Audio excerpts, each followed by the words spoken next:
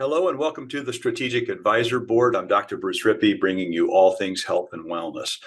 Remember, my job is to help you bake wellness into the fabric of your culture so that your business runs with very healthy employees, decreasing absenteeism, presenteeism, and so forth. Please contact me with any questions that you have. Let's set up a time where we can chat and I can show you how we do that. I start with the executives, though. They're the most important part. You serve everybody underneath you, and I totally get that. So we were talking about sleep and sleep apnea. A lot of people ask me about CPAP machines. What do they do? And do I have to really wear this thing for the rest of my life? And in fact, unfortunately, 1 year after someone gets that piece of durable medical equipment, about 75 to 80% are no longer using it. They just don't like the machine itself. It's not that it doesn't help, it does, but they're no longer using it, or they've gotten to the point where they feel like it is interrupting their sleep themselves. So what can you do for you? Remember, wellness is best described as what can I do for myself? I get that CPAP is something that happens from the outside. So what can I do? In the previous videos, which I would suggest you go back and look at, I gave you some ideas, and I'm going to give you a few more here. These are what really help. When you go to your chiropractor, which is a very good idea to have one, remember a chiropractor does life with you. When you go to your chiropractor or physical therapist, you want them to do an occipital lift.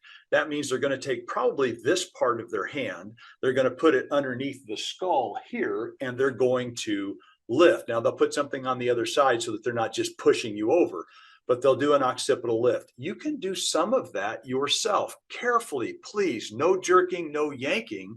But if you'll do it just like this, put the hand behind your head using this as your contact, the thenar eminence as your contact, the base of your thumb, hook it right behind your skull, hold your face from the other side, and then bend towards the back of your head and lift, just pushing up, okay? Same thing on the other side. You put this hand back here. Remember, you're using that. That's the main contact. 80, 90% of the pressure comes from here. Nothing up here, hardly at all. You put that in the back of your head and you bend towards it, lifting, right? These are really good ideas just to do for yourself, but that neurologically stimulates all things sinus and breathing centers. It's really good for you. It's a great ancillary to getting adjustments. The first thing that everyone says when they go to a chiropractor is, I slept better. I believe that that's a big reason why. Okay, it decreases pain. I get all of that. That's fantastic. But I do believe that it opens breathing centers, and it certainly does for me personally. So there you go. Another quick tip, box breathing and then holding one nostril. So if you would hold one nostril closed, breathe in through the other nostril, but do it box breathing, which means 4 seconds in, take your time, breathe all the way out before you begin. Then breathe in for 4 seconds.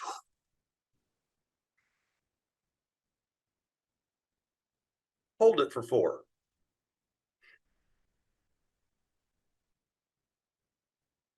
Hold it out for 4. Try to do 5 times with each nostril. It's really important if you can do that. That's one of the greatest things you can possibly do for yourself. First of all, it increases nitric oxide, which is very good. That opens your lungs and actually allows you to process oxygen better. It's a really good idea. It dilates blood vessels, dilates in this case blood vessels. Dilatate is a word, by the way, you can look it up yourself. It's when something that you do positively affects that motion.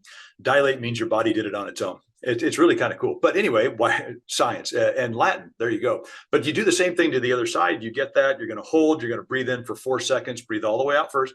Breathe in for 4 seconds. Hold for 4 seconds. Breathe out for 4 seconds. Hold it out for 4 seconds. You'll get to the point where you're going to find a comfortable range. Maybe yours is 5 seconds or 8, right? 8 would be pretty awesome. It just would be. One last thing on apnea. I really want to let you know that has to do with the tongue getting flaccid and falling into the back of the throat. It's what pinches off your airway, and it's very difficult. Well, how do I do that? Can you exercise your tongue? Yes, you really can. One of the best things to do is with an open mouth, you put your tip of your tongue to the back of your teeth and you push. Breathe through your nose. It looks silly, but do it with me. I don't mind looking silly. Big open mouth.